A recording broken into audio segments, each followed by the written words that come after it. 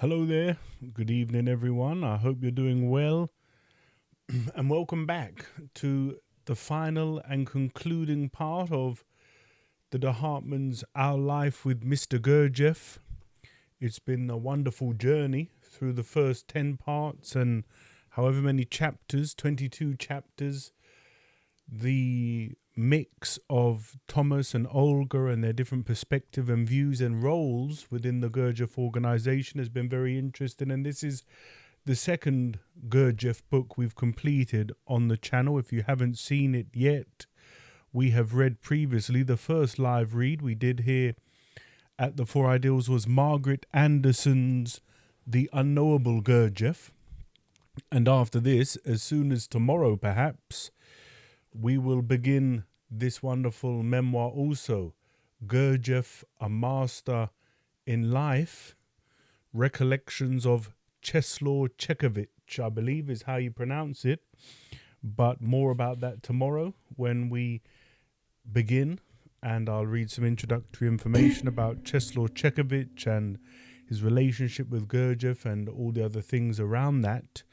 And if you haven't seen it yet, it's been very popular and helpful for people who have participated. A mini-series within our series of Maurice Nichols' psychological commentaries is a mini-series on internal and external considering. It's been very valuable for people who are trying to live the work in their life, and when interacting with other people and our own internal dialogues, it's been very helpful. So that will continue. Like I say, ch.23 likely tomorrow. Lots coming up. If that's interesting for you, welcome. You're in the right place. And as always, consider liking the video, subscribe to the channel, maybe share the show if you've got some like-minded friends. And if not, well, you're in good company here. And it's nice to see you. I hope you're well. And hello there, Melissa. Welcome. I hope you've had a nice weekend. And we pick things up at chapter 23, Catastrophe. Regular work at the Priory began again when Mr. Gurdjieff returned from New York. As a result of the American visit, it was necessary to solve certain equipment problems at the Institute, since about 80 more people had asked to come to the Priory at the beginning of the summer. At the same time, Mr. Gurdjieff began again his weekly custom, which he had started over a year before, of driving to Paris for an evening and staying the night in his apartment at 9 Rue du Commandant Marchand. The following morning, my wife would meet him at the Café de la Paix for her secretarial duties, which included acting as translator for new people who came to talk with him, attending to his correspondence, and going to the bank with the checks he received in the mail.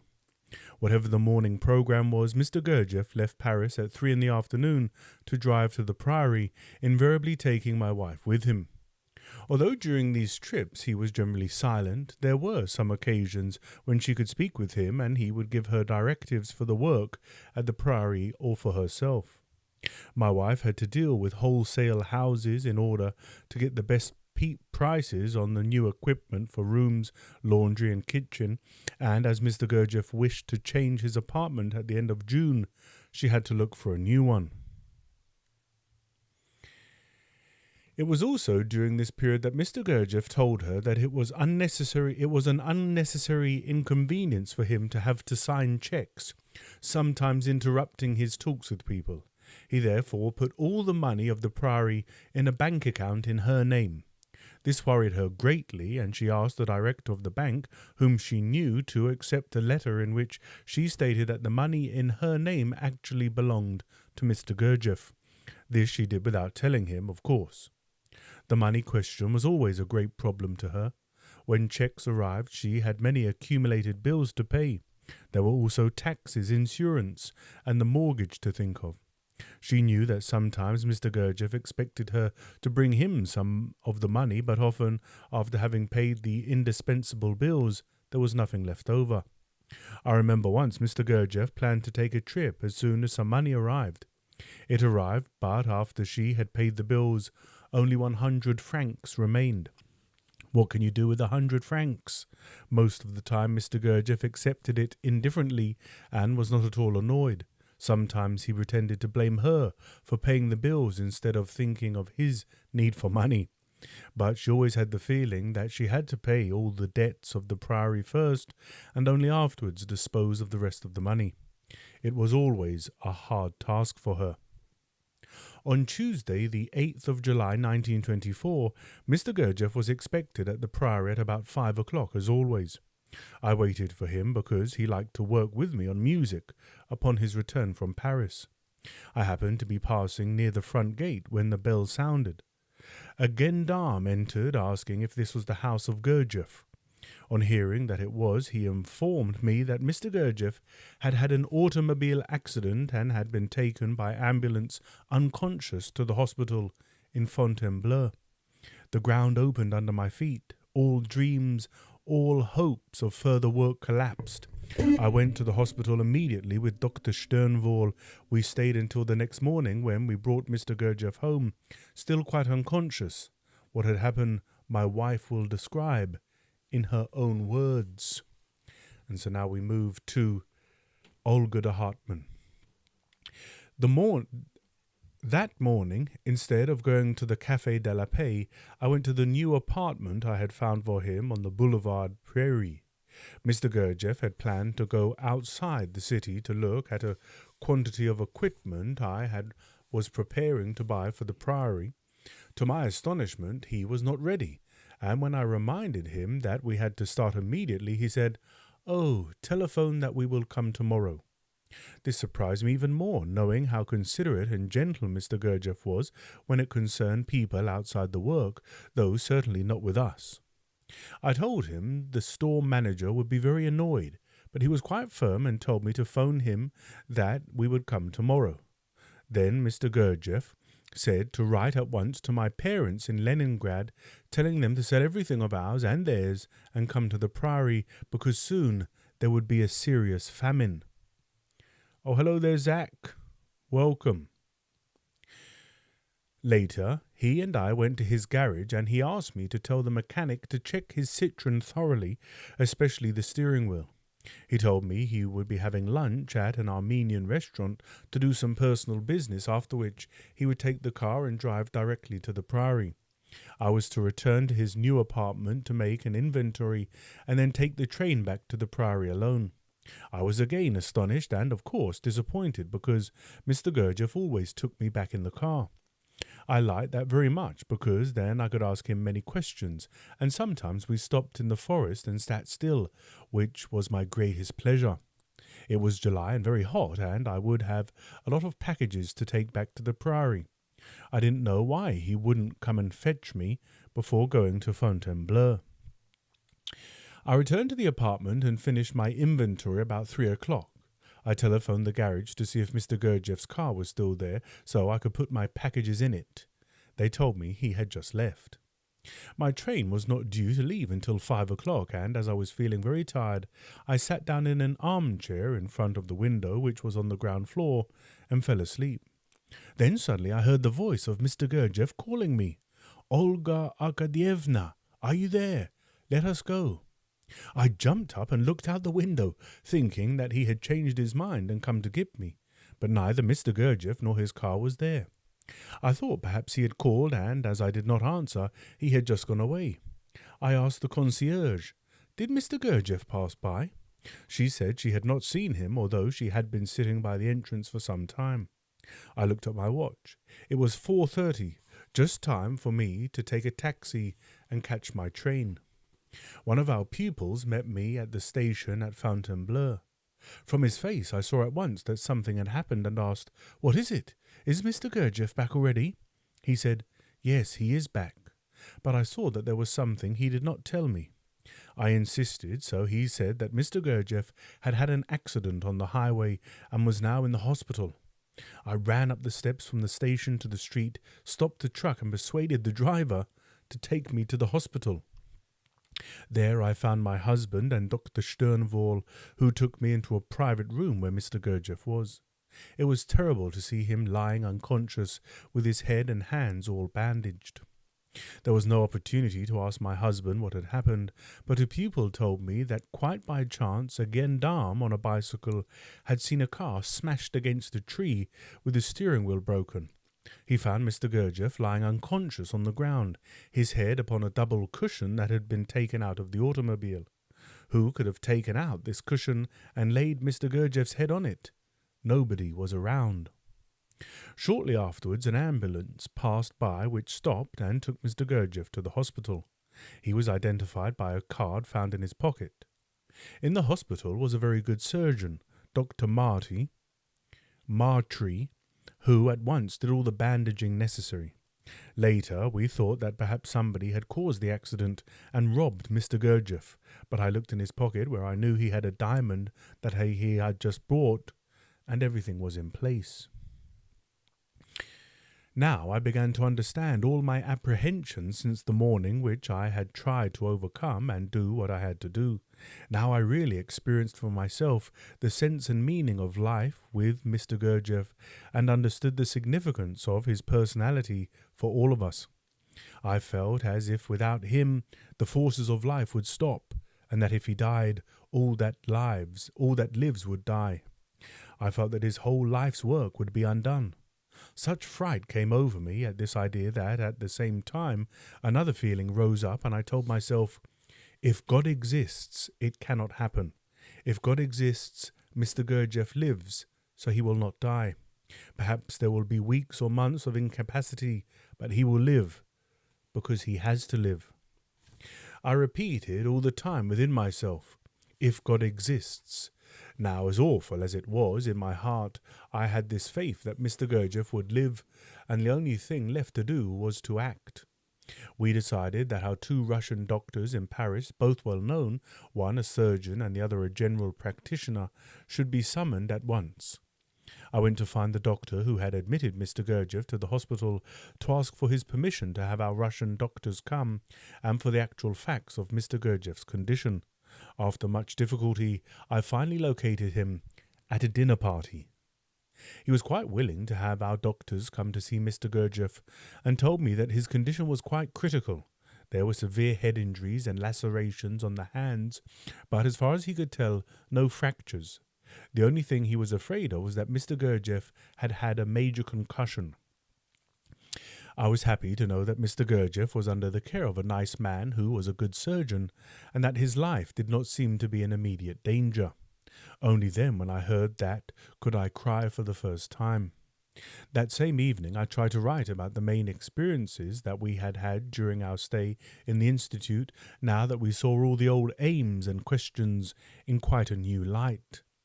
At the same time, this writing would perhaps serve to inform those who were not at all at the Institute during this period.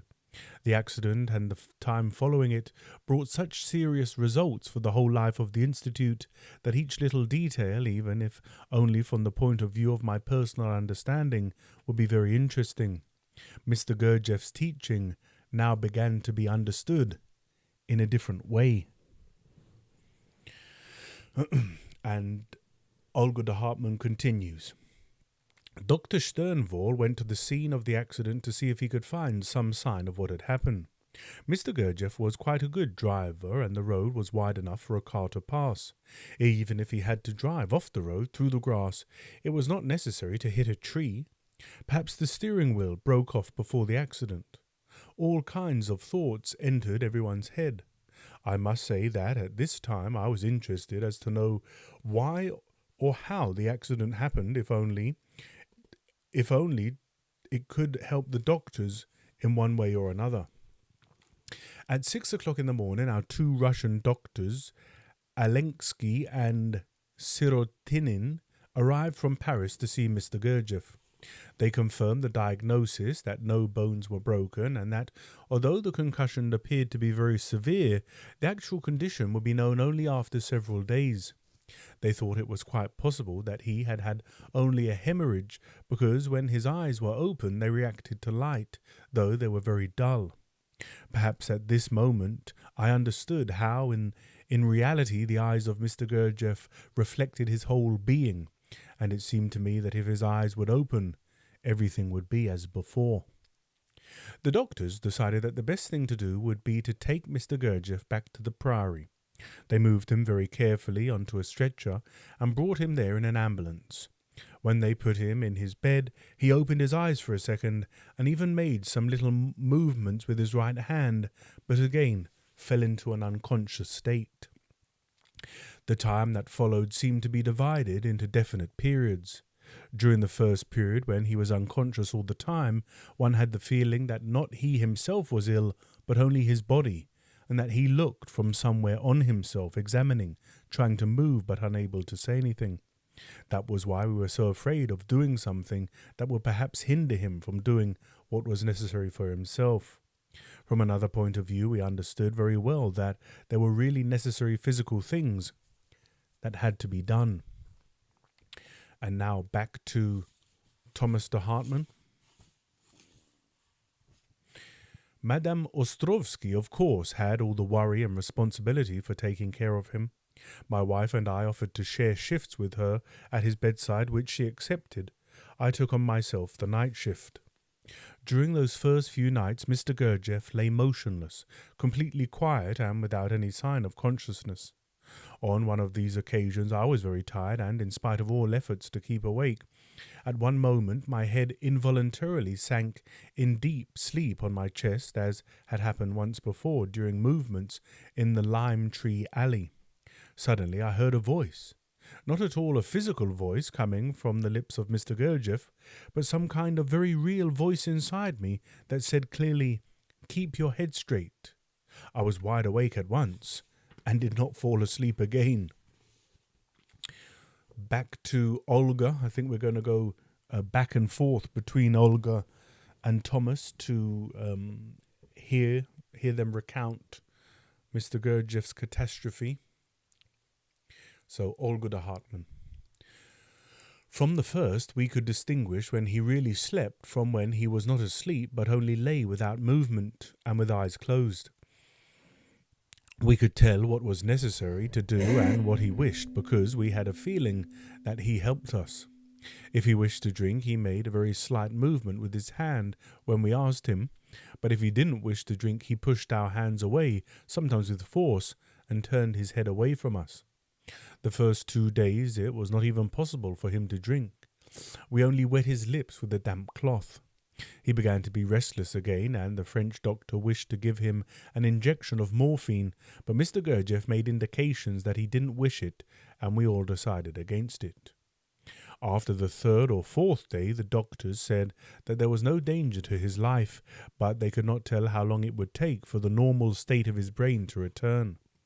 They said that there had to be a great stillness around him, that nothing should waken him artificially. So we waited patiently for the happy day when he would awaken by himself. On the 3rd day, when the French doctor replaced the bandages, he told me to hold Mr. Gurdjieff's hand so that he would not instinctively try to pull them off.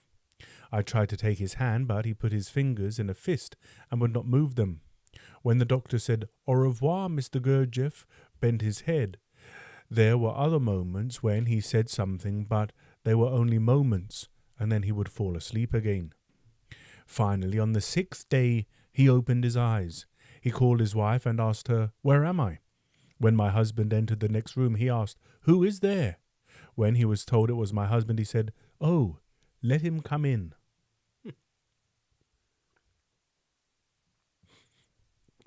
Back to Thomas de Hartmann.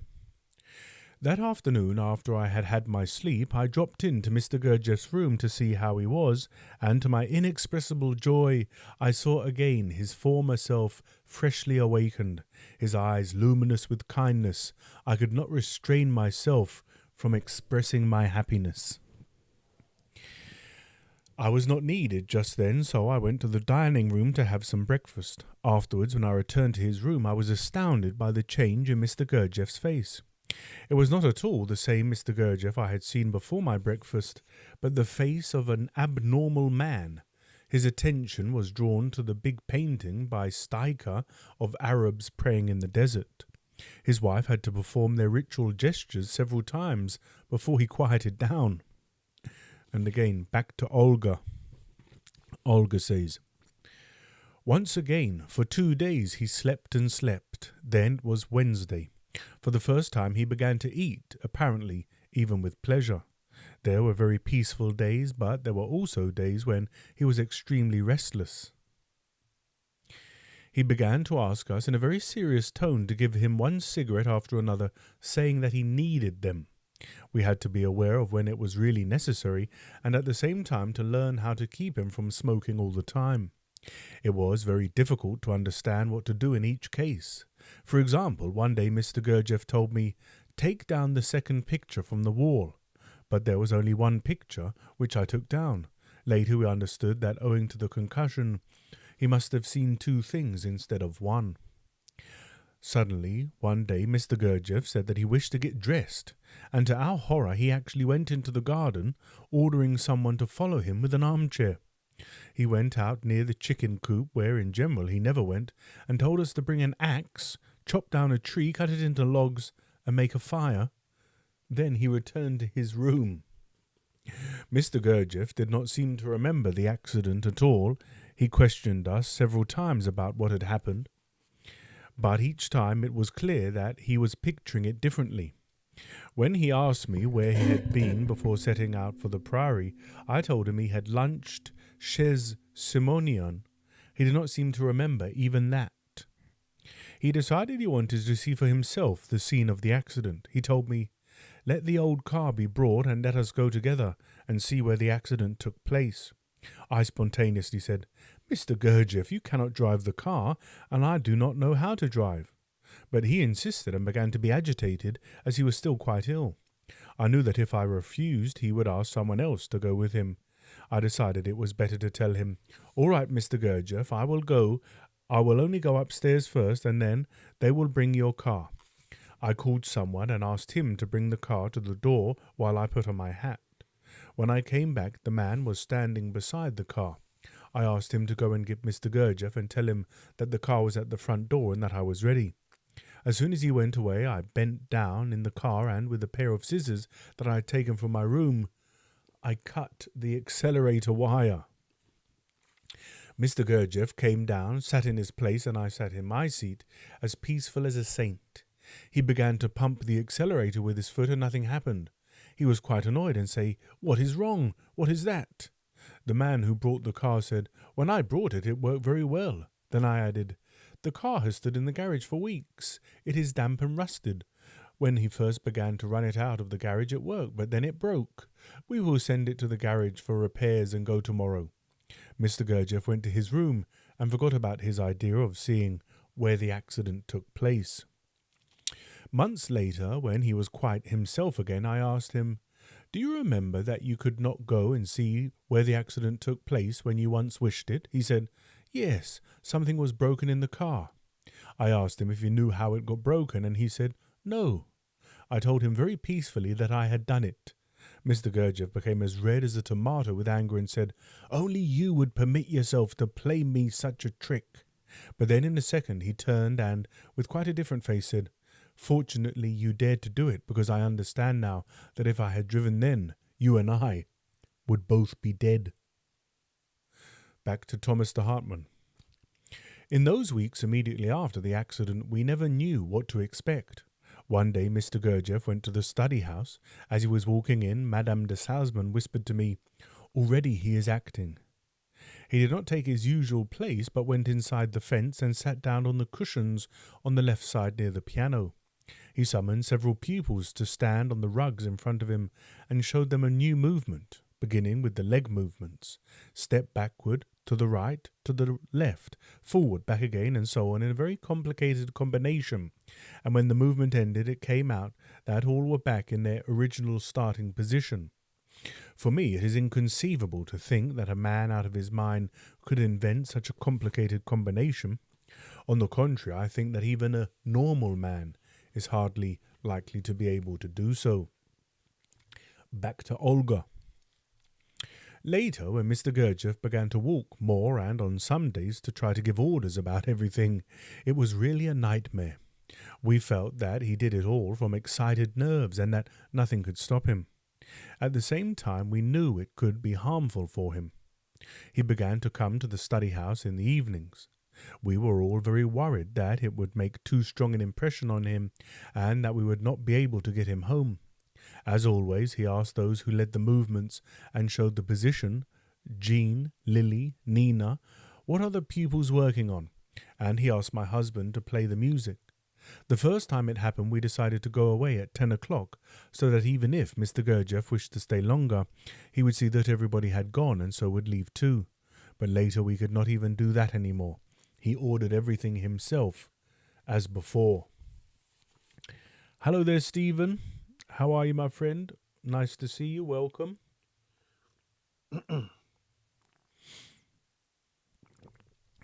Still Olga talking. It was not long before Mr. Gurdjieff insisted anew on going to the scene of the accident. That was quite an event.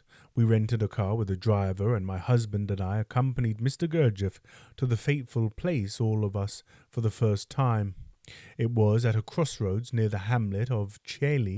on the main road from Paris to Fontainebleau. Hello there, Val, as well. Welcome. And yes, certainly he was in a very adolescent state, wasn't he, after his accident, and needed friends and family to look after him.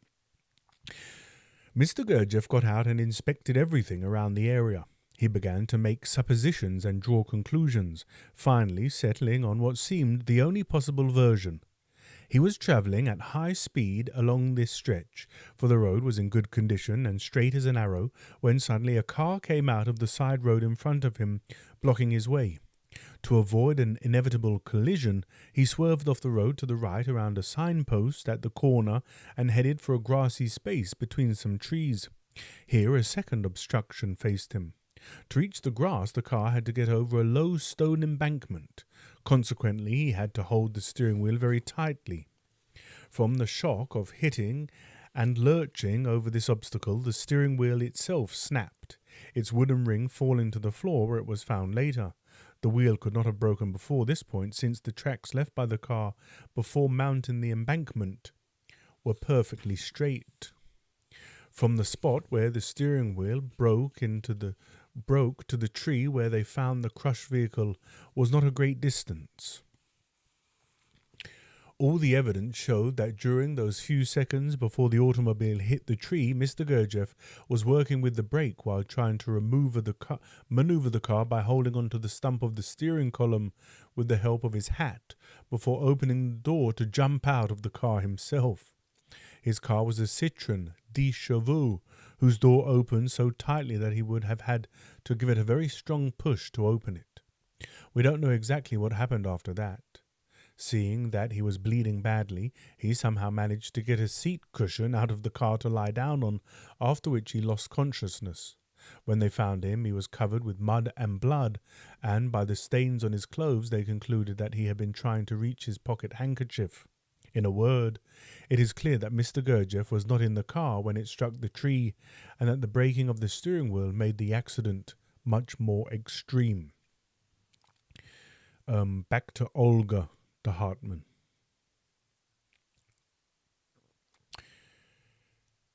Back to Thomas de Hartmann. When Mr. Gurdjieff grew stronger and was able to walk further afield with the help of his wife or one of us, he returned to the idea of making fires. He told some of the men to go with us into the park near the far vegetable garden, where tall old poplar trees were growing. One after another he had them cut down and made into big bonfires.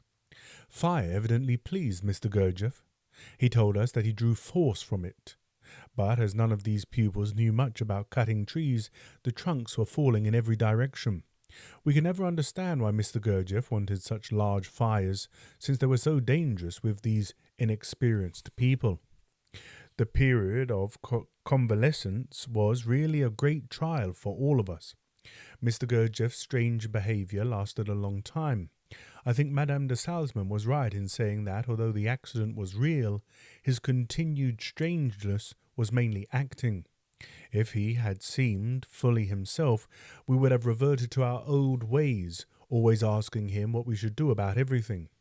Throughout his illness, we were on our own and had to depend on ourselves for every decision. Even when we consulted with the doctors, we were careful to check their advice against our own instinctive feelings so as not to do anything harmful. It gradually became obvious that, though his body had been gravely affected, inside Gurdjieff remained Gurdjieff. His acting had been in part to test how far we were capable of carrying on his work without him. We felt that now, inside at least, he could do everything, and that he knew everything, and that it was ridiculous to try, so to speak, to tell him what to do. At the same time, my wife and I, and Mr. Gurdjieff's wife also, saw very clearly that in his body he was not at all well, that he was not the same as before, that something had not yet come back to him. Even his sight was impaired. We felt we had to protect him, though we might be wrong. We did not know his real condition. How could we? But to let him do everything like a healthy person was not possible. We felt obliged to stop him and to try to do it in such a way that no one could notice it and that he himself would not realize our intention if he really were still not quite recovered. Back to Olga de Hartmann, who I believe has a quote. Olga de Hartmann says, "We were not prepared for what happened next. On the 26th of August 1924, Mr. Gurdjieff dictated to me a whole speech which he wished to give in the evening. He called everyone after dinner to come to the salon. He did not wish to speak after 2 phrases and told me to read what he had dictated earlier." And so this is Mr. Gurdjieff's dictation to Olga de Hartmann, which she has read after dinner. So, Olga reading Gurdjieff's words, or me reading Gurdjieff's words now. "I was very ill. Now, thank God, I feel better and continue to be better. What happened to me, how it happened, I do not know. I remember nothing. I went to the place where it happened and imagined how it happened. There are not many people who could speak with you like this after such an accident. In principle, I had to die, but accidentally, I stayed alive. Now I am healthy, only my memory is weak. At first I had no memory at all, then it was weak. When I walked and spoke with you in the beginning, I forgot everything. That is why, if during this time I have done something disagreeable, if I have offended some of you, I ask you to forgive me. Only a few days ago I began to live as before. My memory came back and I can live as before, not as an animal. So I repeat, to whomever I said something disagreeable, you have to forget it. I had also forgotten everything that I did, and only 3 or 4 days ago I began to remember. When I came back to myself, my first thought was, did I die or not? How will everything be now? And what about the Institute? I saw that I was alive, and I decided to close the Institute for many reasons. First of all, there are very few people who understand. I gave all my life for my work, but the results from other people in general was not good, and that is why I think it is not necessary for those few to sacrifice their lives here, and I don't wish to continue as I have done until now. All my life I gave up all my money to other people, but now I have decided to close the Institute. Forgive me. I wish now to live for myself and tell everyone that the Institute is closed. I will liquidate this house. There are many people here. They can live here as guests. I always receive guests for 2 weeks, and now my house is also open for 2 weeks, but later I will ask everyone to leave. All the same, I cannot throw away all my work. Now everyone has to think, does he wish to go away tomorrow or in 2 weeks? I always help people, and now I will also help them to arrange their affairs. In the meantime, those who stay here will be only guests, but they will have to fulfill all the rules that existed. Even you people will have to do that. Those who don't do that will have to leave at once. In 2 weeks I will begin new work. The names of those who may stay will be posted, others will have to leave. But even now life will continue and duties will be carried out by those whom I ask. Others, if they wish to work, can work in the garden, in the kitchen garden and in the woods, but they have to ask me and live as guests. Before I could look after everything myself. Now I cannot do it any more and cannot oversee everything. This way everything will be written out in advance. When I am here, I will look after it all myself, but my assistants will be Madame de Hartmann and, in the household, Madame Ostrovsky. Tomorrow I will say who will be on duty. Meanwhile, it will be Dr. Sternwohl and Mr. de Hartmann and some others. Each one has to ask himself, does he wish to stay or not? But I hope that now it will be better than before. Again, I repeat, the institute is closed. I died. The reason is that I was disenchanted with people after all that I have done for them, and I have seen how well they have paid me for it. Now inside of me, everything is empty. That is my first reason. The second reason is that I wish to live for myself. I have to rest and use all the time for myself. I don't wish to continue as before, and my new principle is everything for myself. From today the institute will be nothing. My work will be different, and those who are not invited cannot come to this work. Tomorrow you will tell me who wishes to stay, but for now, it is enough. And so it's clear that he's, as he was saying there, he's unsatisfied with the people he was working with.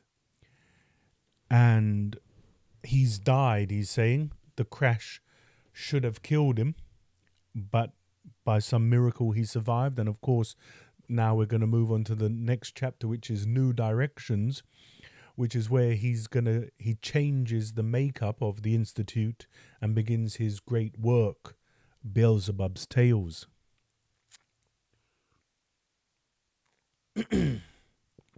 That's exactly right, Val. So let's learn all about that. Chapter 24, New Directions. Remaining in the priory after the closure were Madame Ostrovsky, Dr. and Madame Sternwohl and their son Nikolai, the de Salzmans with Busick and Michel, Miss Merston, Miss Gordon, Lily Galumian, Nina Lavrova, Bernard Metz, Rachmilovich, and the two of us, along with members of Mr. Gurdjieff's family, his mother, his sister Sophia with her husband, his nephew Valya, and his niece Lucy. The rest soon dispersed. There remained only those few of us, and at the same time there remained the same pile of work required to maintain a huge estate. In September, Mr. Gurdjieff summoned us all to Paradou. He told us to bring picks, shovels, wheelbarrows, and the big pull cart and set us to work. In 2 months his brother Dmitri, with his wife and 3 daughters, would arrive and live there. He wanted us to landscape an unfinished area between Paradou and the alley to the study house. It was very heavy work, earth to dig up, big stones to split and then to reshape the surroundings. We laid out a garden with a flower bed and passed through it to Paradou, all of which was ready when the family arrived. Mr. Gurdjieff's money was again reaching rock bottom. We had to eat, but all of us were moneyless. Meals were reduced to fresh white bread and soup with pieces of beef. How happy we all were on those days when lentil soup was served. But no matter how poor our soups were, they were always tasty. The difficult times did not continue for long. News came from Orange that a lady well-wisher of Mr. Gurdjieff had heard about his accident and was sending $10,000 to help his work. Our food now became richly varied. To taste life fully was one of Mr. Gurdjieff's principles. During our life with him, we tried every sort of Eastern dish, some extremely exotic. He told us that in the East they have always paid particular attention to the refinement of food elements. During festivals they sometimes serve meals of more than 50 dishes. The aim of such feasts is not so much to gorge oneself under the table, but rather to sample in tiny portions all kinds of variation of taste experience. Now, Olga de Hartmann is speaking.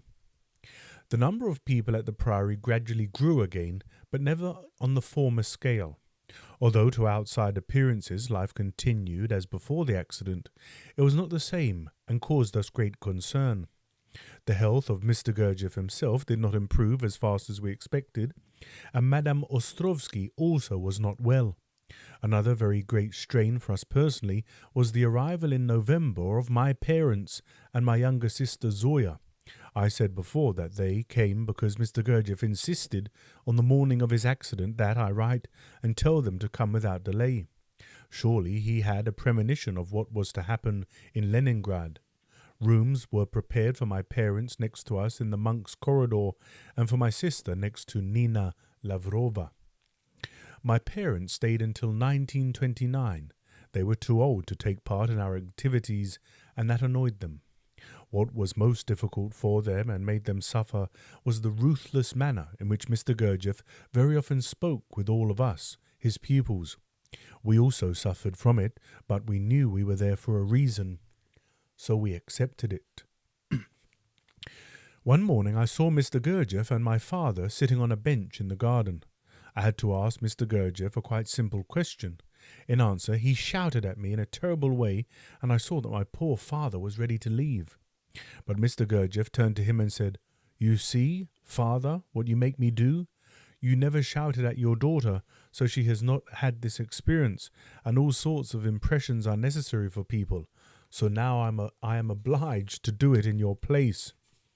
My father's attitude changed, and I could see from the expression on his face that he understood how everything Mr. Gurdjieff did for us was to give us new experiences.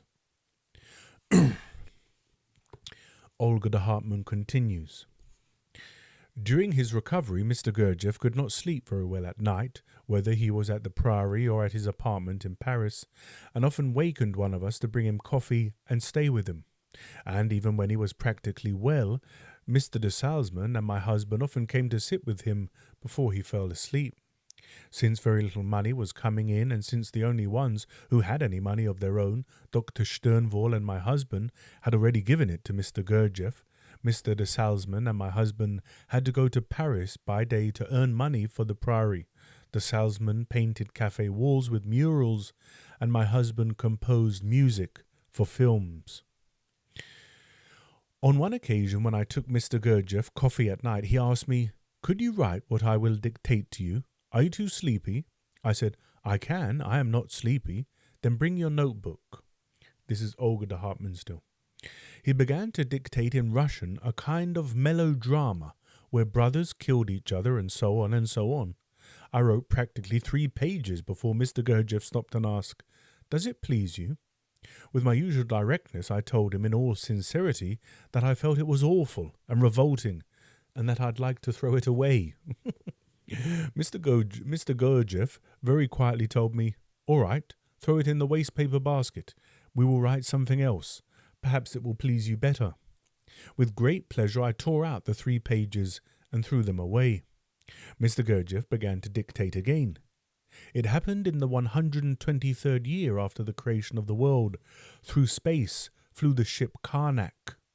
He did not stop dictating till I had written 3 pages, and I sat there quite transported to another sphere. He asked, "Does it please you now? Do you wish to continue?" I could not even utter a word, but he understood from my face how happy I was. This took place on the 16th of December, 1924, at 47 Boulevard Pierry. On that night, Mr. Gurdjieff called his talk "The Conversation of the Old Devil with the Young One." The manuscript began without any preface. So here is an early dictation. Or one could argue the first dictation of Beelzebub's tales to his grandson. And you know about the ship Karnak. If you were here at the Old Channel Book Club for Beelzebub's tales, we may well do another reading later in the year, I think. But yes, the spaceship Karnak and Beelzebub and Hussein.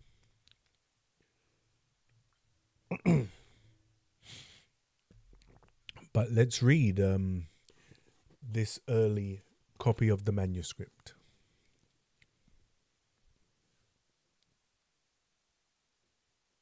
It was an early draft, Val. Don't worry, this is it gets better. It gets better with time. Let's read this early dictation. It happened in the 123rd year after the creation of the world. Through space flew the ship Karnak. It was on its way from Sirius via the Milky Way to the planet Caritas. On the ship was Beelzebub, travelling with his kinsman and his household. He was returning to his home after quite extraordinary events, and at the request of his old friends he had consented to and taken part in a conference about these events. Excuse me, sorry about that. Although he was already old, and such a long journey with all its unavoidable hardships was not an easy task at his age, nevertheless, in remembrance of his long-standing friendships, he had decided to accept this invitation. Only a few months before this trip he had returned to his native land after having spent many years far away in very difficult conditions, and this long and extraordinary life under such inexorable terms had left a deep imprint on his health. Time itself had aged him, and the unusual conditions of life had brought him to an exceptional old age, him who in former times had had an uncommonly strong, fiery, and handsome youth. Long before, when he still lived in the solar system absolute, among others like himself, he was among the attendants of his endlessness, our Lord God. At that time Beelzebub, due to his boiling and turbulent reason, which because of his youth was not yet fully formed, and due to his inexperience, his unrestrained and stormy thought, and narrowness of his understanding peculiar to every young mind, having perceived in the way the world was run something that, according to his understanding, was illogical, and having found support among other young minds like his own, mixed himself up in what was none of his business. His interference, due to his tempestuous and vigorous nature, captivated the minds of many and brought this great kingdom to the brink of revolution. Having learned of this, his endlessness, in spite of his all-embracing love, was obliged to send him away into exile to a remote slum, the system Ours, whose inhabitants call it the solar system, and decreed that the place of his existence should be on one of the planets of this particular system, which they call Mars. This exile of Beelzebub was shared by many of his kinsmen and servants, and also by many of his sympathizers. They arrived at this remote place with all of their families and households, and in the course of years a colony was established on this planet, encountering all the inevitable events that occur in such cases. Little by little the population accustomed itself to its new world, and even found occupations both on this planet as well as on those nearby, little islands lost in the big universe, on which nature was poorly endowed, and the people lived there for many long years, which the inhabitants there call centuries.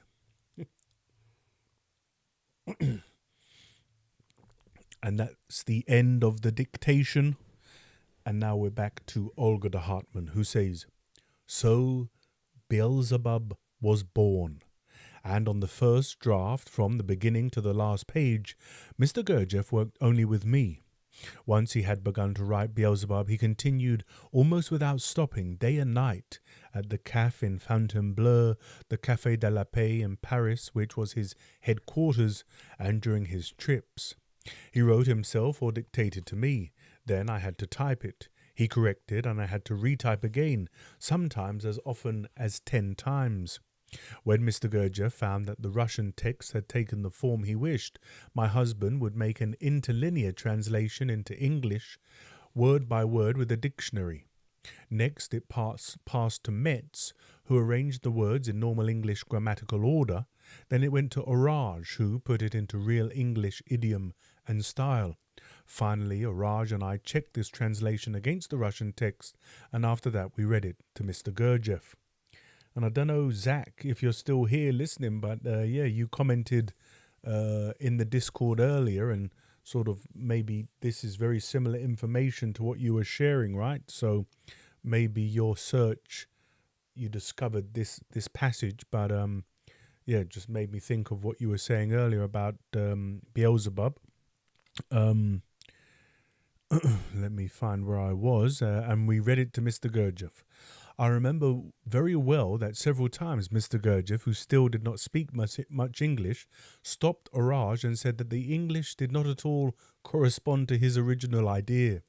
I had to translate again for Orage, trying to help him understand what Mr. Gurdjieff wished, although I myself was certain that Orage's translation was very exact. Finally, after many attempts, Mr. Gurdjieff was satisfied. Later, I understood that Mr. Gurdjieff knew very well that people accepted the first thought that came into their heads, but after thinking it over 2 or 3 times, they would notice some particular aspect that they had totally missed when they said something at once. It was not so important to him whether it was good or bad. He only wished to press us until we ourselves understood more fully the meaning and were very exact with our language.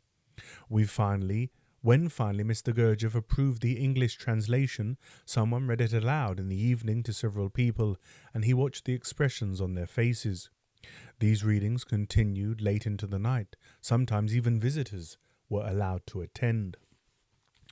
Back to Thomas de Hartmann.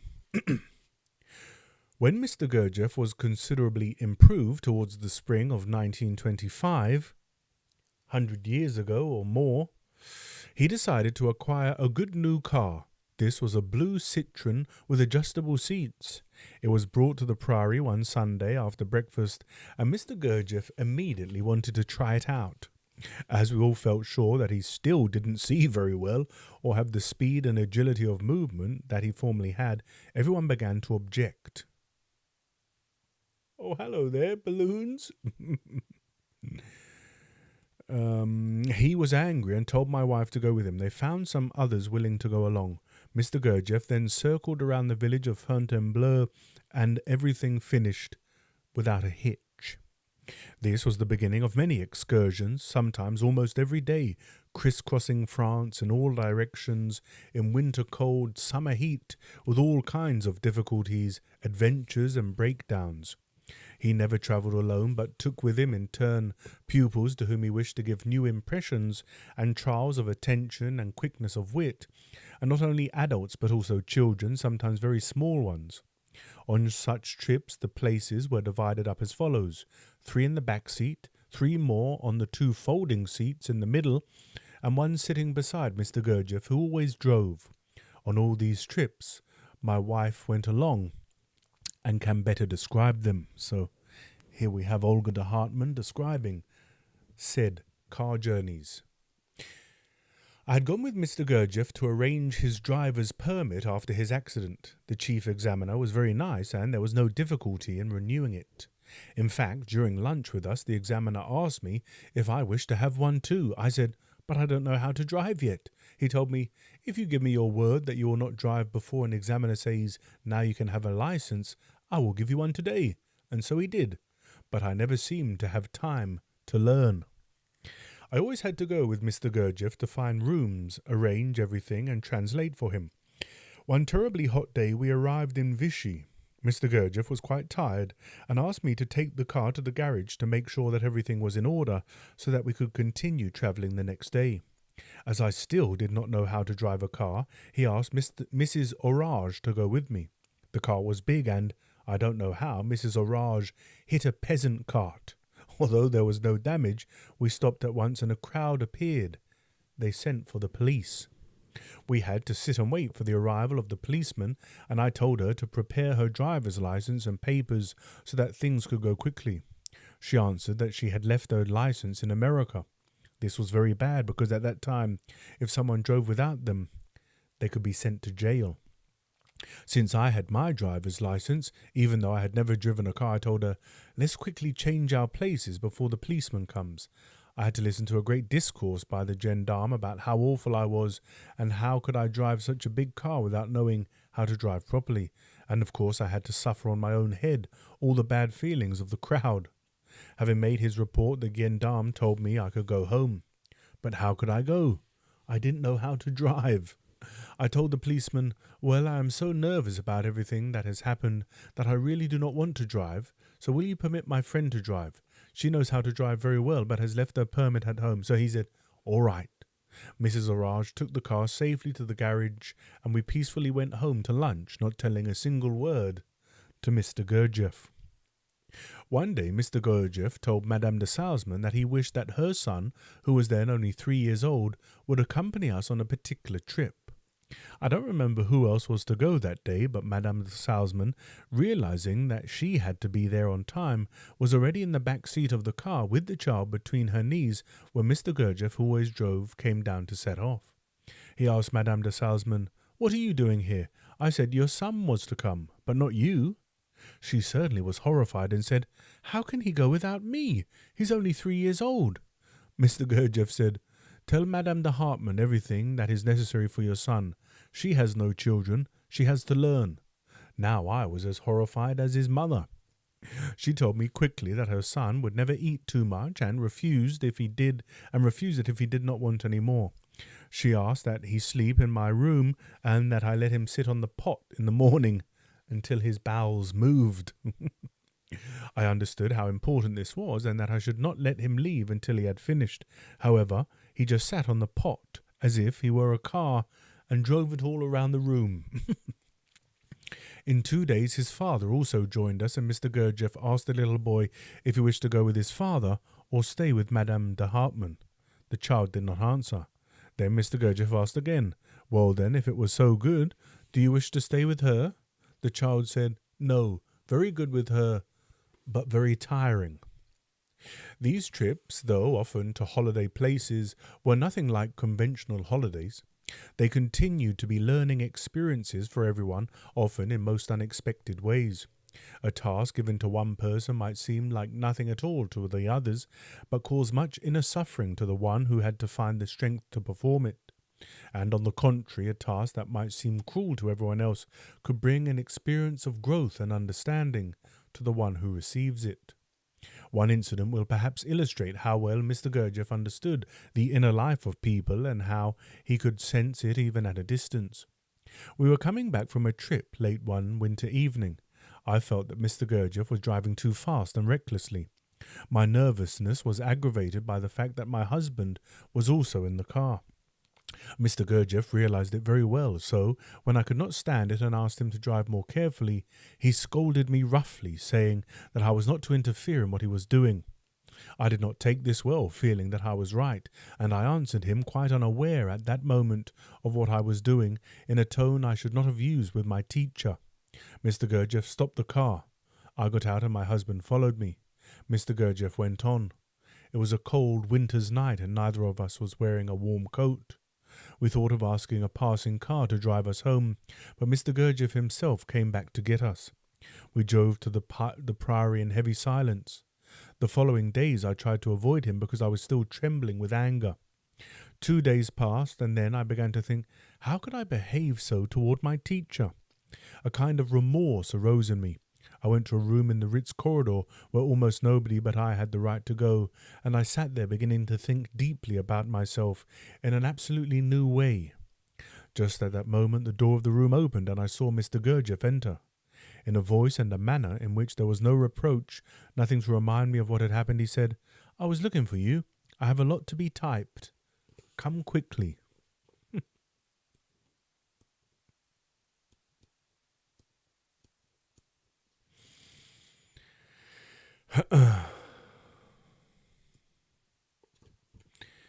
So last couple of chapters, and there's many accounts now in this memoir, in Fritz Peters' work also, how Gurdjieff would sort of evoke a strong emotional response in people and let them sit with it and observe it and be with it and eventually just say, "Oh, come on now, it's finished now. You've had that emotional response. Come on now, it's over."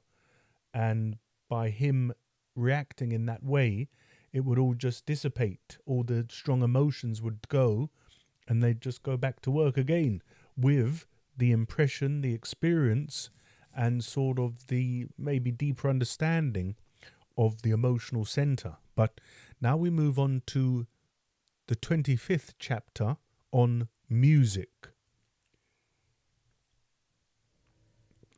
The penultimate chapter and then the conclusion. So, chapter 25, music. When he was at the Priory, Mr. Gurdjieff worked with me a great deal on music, but not for movements. The exercises he showed in August 1924 were the last new movements he ever gave at the Priory. Beginning in July 1925, he began to create another kind of music which flowed richly from him during the next 2 years. I had a very difficult and trying time with this music. Mr. Gurdjieff sometimes whistled or played on the piano with one finger a very complicated sort of melody, as are all Eastern melodies, although they seem at first to be monotonous. To grasp this melody, to transcribe it in European notation, required a tour de force. How it was written down is very interesting in itself. It usually happened in the evening, either in the big salon of the chateau or in the study house. From my room I usually heard when Mr. Gurdjieff began to play, and taking my music paper I had to rush downstairs. All the people came soon, and the music dictation was always in front of everybody. It was not easy to notate. While listening to him play, I had to scribble down at a feverish speed the tortuous shifts and turns of the melody, sometimes a repetition of just 2 notes. But in what rhythm? How to mark the accentuation? There was no hint of conventional Western meters and tuning. Here was some sort of rhythm of a different nature, other divisions of the flow of melody, which could not be interrupted or divided by bar lines. And the harmony, the Eastern tonality on which the melody was constructed, can only gradually be guessed. It is true that Mr. Gurdjieff would repeat several sections, but often, to vex me I think, he would begin to repeat the melody before I had finished writing it, and usually with subtle differences and added embellishments, which drove me to despair. Of course, it must be remembered that this was not only a means of recording his music for posterity, but equally a personal exercise for me to catch and grasp the essential character, the very nouveau or kernel of the music, and I might add that this catching the essence applied not only to music. For me, it was a constant difficulty, a never-ending test. When the melody was written, Mr. Gurdjieff would tap on the lid of the piano a rhythm on which to build the accompaniment, which, in the East, would be played on some kind of percussion instrument. The entire melody, as given, would somehow have to blend with the background of this rhythm, but without ever being changed or adjusted to fit the accompaniment. And then I had to perform at once what had been given, improvising the harmony as I went. When I began the work of harmonizing the melodies, I very soon came to understand that no free harmonization was possible. The genuine true character of the music is so typical, so itself, that any alterations would only destroy the absolutely individual inside of every melody. Once Mr. Gurdjieff said to me very sharply, "It must be done so that every idiot could play it." But God save me from taking these words literally and from harmonizing the music as pieces are done for everybody's use. Here, at last, it is one of the examples of his ability to entangle people and to make them find the right way themselves by simultaneous work. In my case, notation of music, and at the same time an exercise for catching and collecting everything that could be very easy to lose. It gradually became Mr. Gurdjieff's custom when he returned from Paris to work with me on new music notation. After supper, when everyone was gathered together, the most recently harmonized music was played. Then the latest text of Beelzebub was read, after which music was played again. Mr. Gurdjieff's music had great variety. The most deeply moving was that which he remembered hearing in remote temples during his Asian travels. Listening to this music, one was touched to the depth of his being. And now a few words from Olga de Hartmann, who says, "Here, unexpectedly, Thomas de Hartmann's writing stopped. He died so suddenly that he had not even read what he had written. The evening before, he had played with tremendous force his second sonata for piano, dedicated to P.D. Ouspensky's idea of the fourth dimension, for a group of musical friends who would not be able to attend the concert that was to take place in 2 weeks. So I was left with an unfinished manuscript which my husband felt to be very important, as can be seen from his introduction. In the first chapters he described in detail a period of Mr. Gurdjieff's work from which only I am alive. I felt that my husband's writing should not be left unfinished, but I can continue it only by describing my own experiences. To be impartial, not too personal, and as sincere as possible is a very serious task for me. It has to be an account of our last years with Mr. Gurdjieff, as seen through the eyes of one of his pupils. I hope Mr. Gurdjieff himself will help me to be unconcerned with other people's judgment of what I write. My veneration of him and of his teaching is profound, so I feel free to say that I judge to be true, subjective as it may be. And so now we come to the conclusion, which of course is written by Olga de Hartmann, as Thomas had passed away. So the last few pages, again, a very heartfelt few words there from Olga de Hartmann about her husband, and now we come to the final chapter.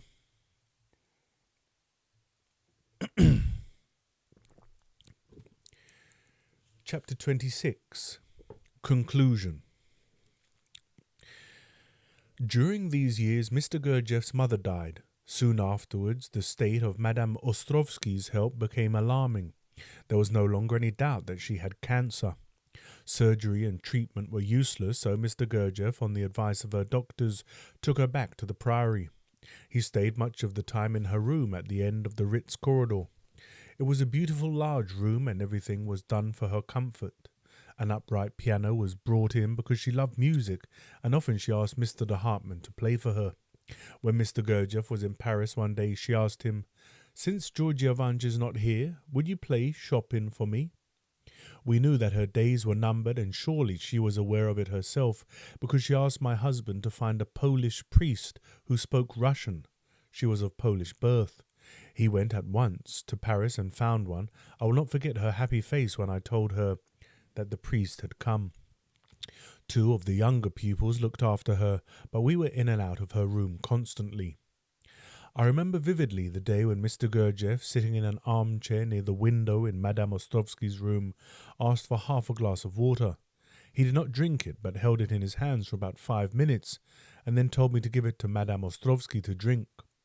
Although I told him that she would not be able to take even water, he insisted it be given to her. Madame Ostrovsky did swallow it without pain, and then was able to take some liquid food for several days. This improvement could not last forever, of course. Some days later she fell into a coma, and at 4 a.m. Dr. Sternwold told all of us who were in her room or in the long corridor that she had died. We who had known Madame Ostrovsky since Essentuki had lost an essential link in the work, although she was, so to say, at the same time unnoticeable and yet always there. She liked the long conversations with my husband in Russian when she told him about her life, of which we knew so little.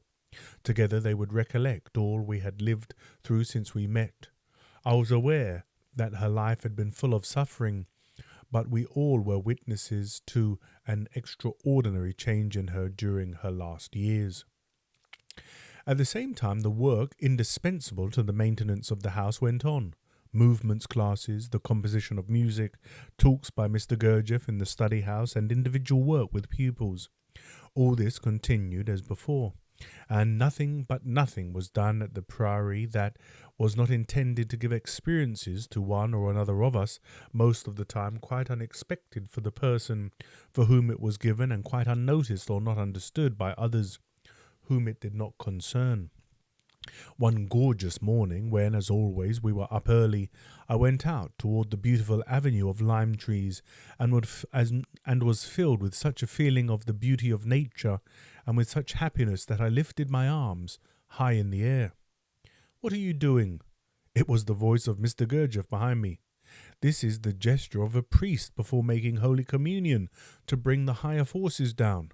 The priests have now surely forgotten what this gesture means and perform it quite mechanically, but it is really a gesture that can bring higher forces down, because our fingers are a kind of antenna. And he added, don't do it without understanding what you are doing.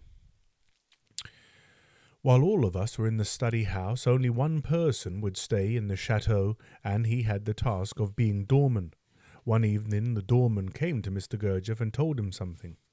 Mr. Gurdjieff called me and told me to go back to the house and answer a phone call from Mr. Uspensky, who was at the station, and to remind Mr. Uspensky that he already told him he did not wish him to come to the Priory.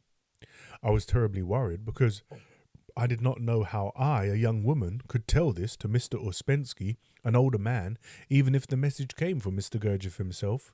So I did not go to the house by a direct way, but went around through the cow sheds, hoping during this time to prepare what I would say. When I reached the house, nobody was there and nobody was on the phone. I rang back to the study house, very happy that I did not have to tell Mr. Uspensky anything. And you can imagine I immediately saw Mr. Gurdjieff sitting with Mr. Uspensky in a very good mood, looking at me and twisting his moustache. I could certainly say nothing and went to sit down. Later I asked Mr. Gurdjieff why he gave me such a difficult thing to do. He only said, "That is my business." But I understood that he wished to see how I would behave. On another occasion, Mr. Gurdjieff received news that Madame Uspensky had come to Fontainebleau and was staying in the Hotel de la Forêt, which was not far from the Priory. I don't know why, but Mr. Gurdjieff told me to tell the doorman that evening he should let no one pass without his permission. Generally, after 10 o'clock, we all could do as we wished, except the 5 young boys who did not have the right to go out, of which I imagine Fritz Peters is one. Mr. de Hartmann and I wished very much to visit Madame Uspensky, whom we had known since 1917, so after 10 we went for a walk in the forest of the Priory. Far away from the house we climbed over a wall and went to see her. We did not stay for long and came back the same way. Soon after we returned, someone knocked on our door and told us that Mr. Gurdjieff had asked us that I should go to him. Although it was very late, I went. Mr. Gurdjieff told me with great reproach, "How can it be, when I asked that the doorman should let no one pass, that you and your husband went out and thereby made the doorman break the rules?" I told him that we never made the doorman break the rules. Mr. Gurdjieff asked me, "Where were you and your husband this evening when no one could find you?" I told him that we had gone to see Madame Uspensky and explained him the way which we had left. Mr. Gurdjieff began to laugh. One day I was waiting for Mr. Gurdjieff to finish writing something he wished me to retype. A fly came and flew around the big table in the sitting room. I tried to chase it and kill it, but did not succeed. I asked Mr. Gurdjieff, "Is it true that in the Islamic religion insects cannot be killed? If it is true, will there be any place for people?" Mr. Gurdjieff told me, "It is true that in the Quran it is written that no one can destroy a fly if they are not able to replace it. Think about it, and when you understand, come and tell me." I really could not see what it meant, but having translated many conversations between Mr. Gurdjieff and different people, I quite suddenly saw that I could perhaps understand it if I accepted that the whole story about the fly was an allegory or a symbol, but of what I did not yet see. After thinking about it in quite a different way, I finally felt that perhaps it meant that we can destroy nothing, even a belief in something, if we cannot replace it with something else. I asked Mr. Gurdjieff, could it be that? He was very glad that I could understand it. In November 1927, when Mr. Gurdjieff finished dictating Beelzebub to me, we were sitting at a little round table in the Café de la Paix. I must confess that I was so emotional by the last words of Beelzebub that I could hardly write.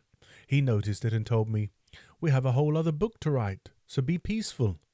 Almost that very day he began to dictate to me about his father, about his first teacher, Father Borsch, and other remarkable people he met during his travels when he was young. Soon again I had to write, type, and retype, but it was much easier than Beelzebub, in which there were many things I could not understand. When he came to the part about Father Giovanni, he dictated to me something and then told me, "Leave it, it will come later."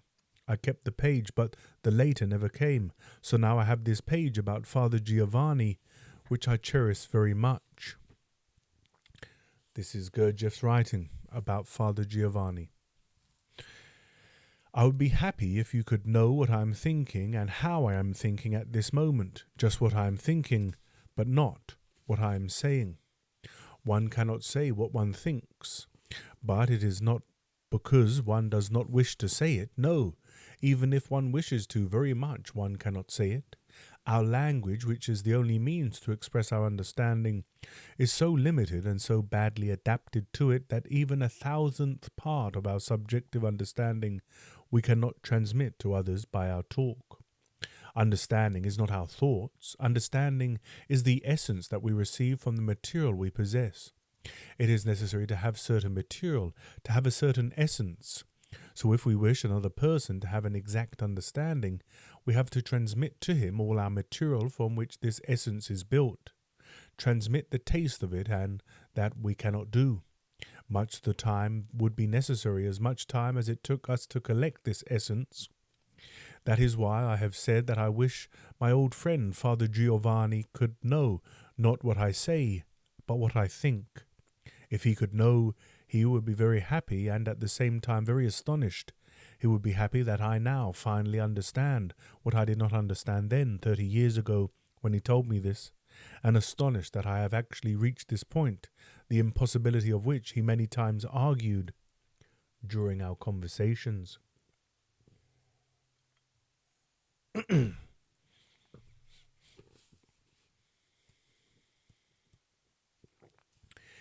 In 1929, Mr. Gurdjieff undertook another trip to New York at Oraj's insistence, but this time he did not wish to show the sacred dances. He planned to make known his writings and to let people hear some of his new music. Consequently, only Mr. Hartmann and I accompanied him. This voyage was much more interesting and restful for us than the first one in 1924 with all the 22 pupils. We again sailed on the Paris. From the first day out, Mr. Gurdjieff began to talk to Mr. de Hartmann about how the time had arrived for him to organize his life in Paris independently of the Priory and to devote himself to composition. My husband had already begun the previous year to write music for films under a pseudonym. It had been necessary to earn money for the Priory as well as for us personally. In New York, with the assistance of Oraj, talks and readings began at once. One or more chapters were read each time, either from Beelzebub or from Remarkable Men. Sometimes music was played the same evening, while other occasions were devoted entirely to music. All this activity was partly connected with the formation of groups. There were many new people who wished to meet Mr. Gurdjieff, and they generally met him at a child's restaurant. Sometimes several tables were occupied by people waiting for their turn to speak with him. Writing and translating went on also, and during the day people who wished to privately read chapters of Mr. Gurdjieff's books came to our apartment. We lived one floor above Mr. Gurdjieff in a house on Park Avenue South, and it was my duty to give them the text to read for a certain payment. In the evenings he invited people to his apartment for supper, which he himself prepared. It was an extremely strenuous time for me because Mr. Gurdjieff put more and more pressure on both Mr. de Hartmann and me. Often I was on the brink of leaving everything and running away. Mr. Gurdjieff reiterated that upon returning to Paris he would help us to arrange our life there, insisting that we ought to take a little house and have my parents live with us. This was bound to be difficult because our lives were so different and my parents were then quite aged.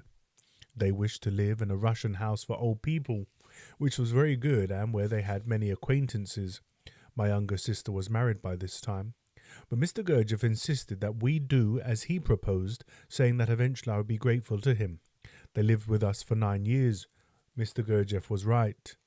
I am grateful to this day. On our return from New York, Mr. Gurdjieff never again mentioned arranging our life in Paris. But when he made changes in the Priory, we had to move my parents temporarily to my cousins in Paris, and then we looked for a house and found one in Courbevoie on the outskirts of Neuilly. However, we ourselves continued to live at the Priory. Tension increased more and more, but we could not really believe Mr. Gurdjieff actually wished us to go, as we had followed him for so long, in spite of every kind of hardship. Finally, he made conditions impossible, and one day in June, after a very strained and difficult conversation, we could do nothing but go. I was very unhappy and upset, and Mr. de Hartmann, who was so much more sensitive and individualistic by nature, could not endure it and was on the verge of a nervous breakdown. He could not even think of going back to the Priory once we had left, but his attitude towards Mr. Gurdjieff and his teaching never changed. Once, when someone said in his presence something unkind about Mr. Gurdjieff, Mr. de Hartmann shook him so violently that the man ran away, frightened. But my husband did not object when I continued to go to the Priory, though I could not go regularly owing to the state of his health. Many of my duties had to be fulfilled by others. We lived peacefully in our new house. Once someone knocked at our door, and my mother called to me in French to tell my husband to go to the garden or the attic immediately. She had seen that Mr. Gurdjieff was at the door. I went to meet him, and my mother was also very nice to him. We made coffee, and I sat quietly with my mother and father. But quite suddenly Mr. Gurdjieff said to them, "Look, come back to the Priory. Leave this house. It will be much better for you." My mother said, "No, we are already settled here and everything is done for us. We are old and it is difficult for us to get into the life at the Priory." Then, without changing his tone, Mr. Gurdjieff said, "Well, if you don't come in a week's time, a coffin will be in this room and your daughter will be in it." My father got quite pale, and I grasped his hands and told him not to pay any attention. But my father would not accept this kind of thing. My mother said, "Mr. Gurdjieff, why do you tell us such nonsense? We are not children." And she laughed. Mr. Gurdjieff began to laugh also, and the conversation went on as before.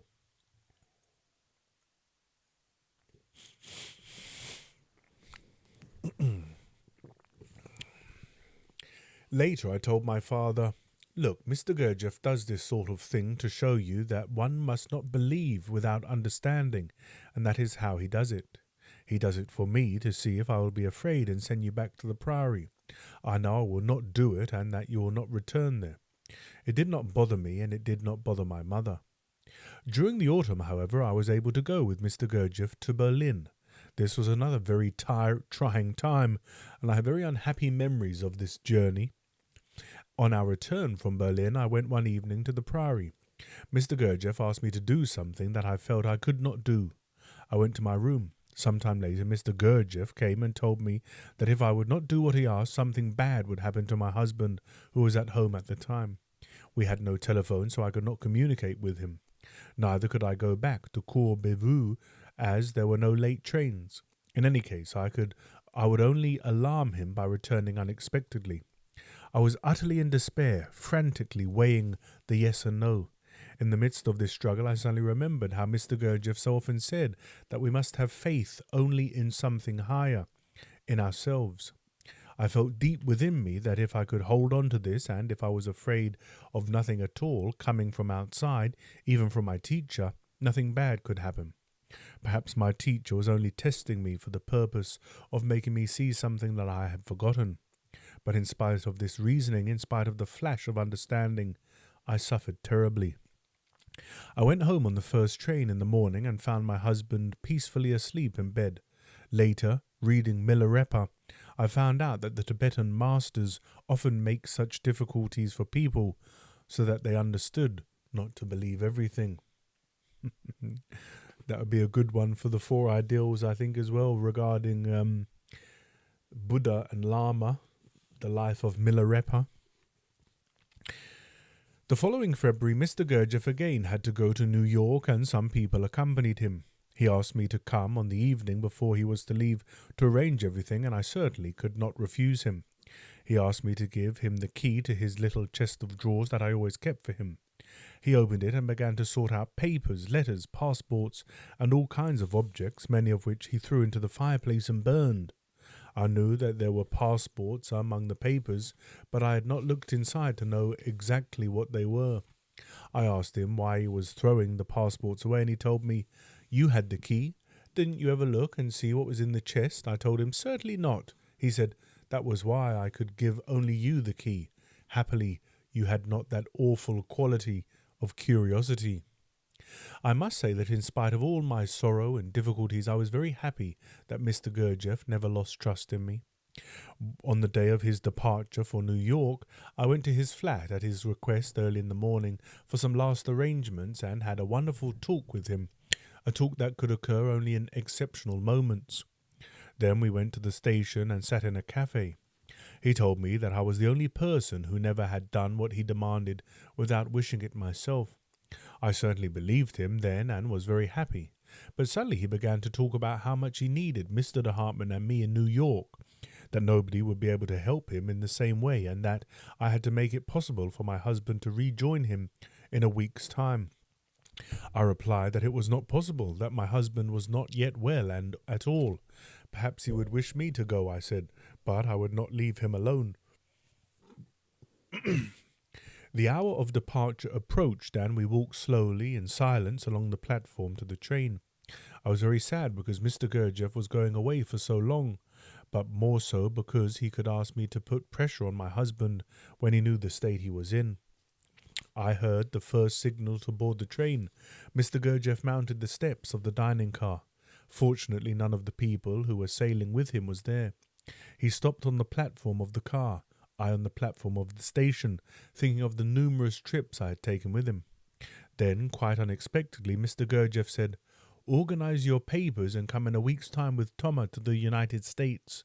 I need you both there." I told him at once, "Georgia Vanch, I cannot. You know Toma is not well." Nevertheless, with a cold, icy tone, Mr. Gurdjieff repeated, "Come in a week's time, or you will never see me again." I told him, "How can you ask of me such a thing? You know I cannot do it." He repeated with the same tone of voice, "Then you will never see me again."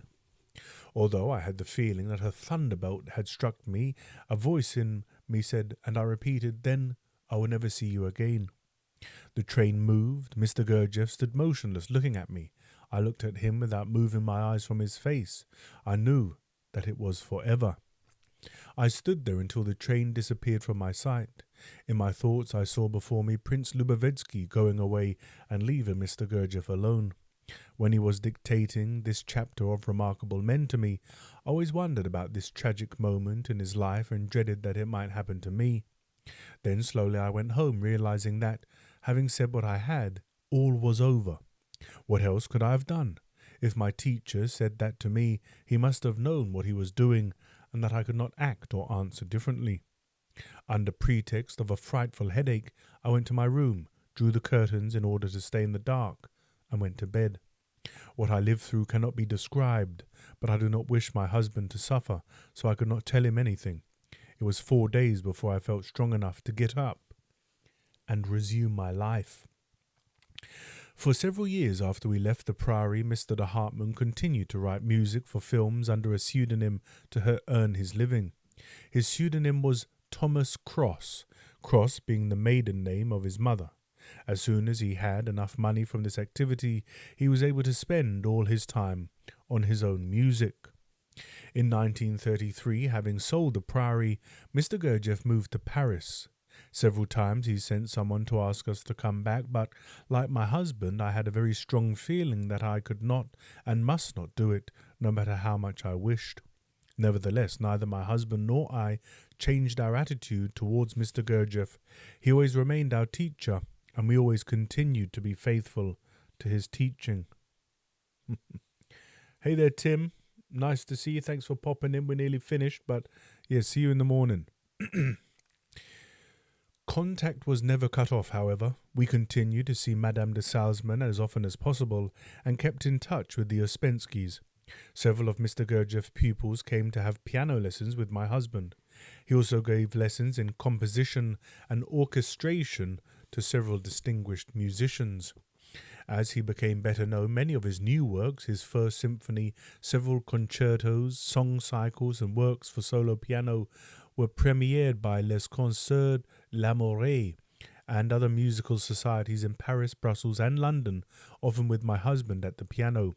His new Comédie Ballet Babette, composed to the libretto of Henry Kane, was given its first performance by the Opera de Nice.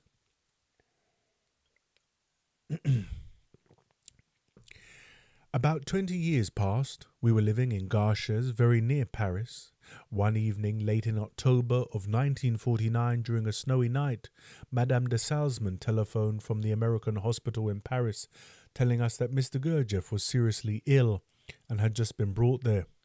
She said that she was letting us know in case we wished to come to the hospital, and also because she would like us to be with her. How grateful we were to her. My husband was in bed with an attack of heart palpitations to which he was subject. On hearing the news, however, he jumped out of bed, told me to get the car, our old Panhard, and we went immediately to the hospital. We could not see Mr. Gurdjieff because he was too weak, but nobody thought the end was so near. Late at night we went home, intending to go back early the next day, hoping to see him. But the next morning at 9 o'clock, Madame de Salzmann telephoned us and said that a quarter of an hour before, Mr. Gurdjieff had died. We went to the hospital. Mr. Gurdjieff's body was lying in the little hospital chapel. His face had a wonderful expression of peace and beauty.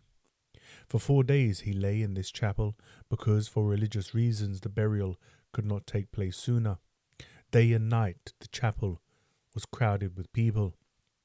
The day before the burial, the body was placed in a coffin and transported to the Russian church in the Rue d'Arrou. Here a small group of people came to attend a short prayer. When the priest finished the ceremony and entered the altar sanctuary, he closed the curtains. At this moment the electric light went out.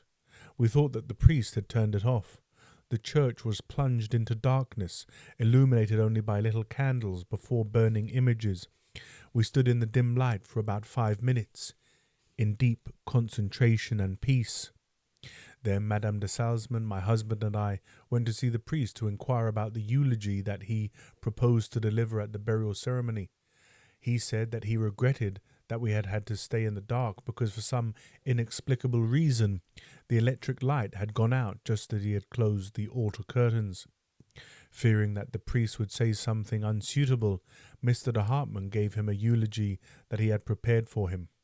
Being well acquainted with the regulations of the Russian church, he wrote it in such a way that the last words pronounced by the priest in front of Mr. Gurdjieff's coffin in the Russian church were words from the struggle of the magicians. God and his angels keep us from doing evil by helping us always and everywhere to remember ourselves. God and all his angels keep us from doing evil by helping us always and everywhere to remember ourselves. The end. And my friends, that was the conclusion. Again, very sad whenever you hear an account of Mr. Gurdjieff's passing, but also very beautiful about the chapel and the church at the Rue d'Arrou. And of course, those final words, to remember ourselves always and everywhere, are very beautiful.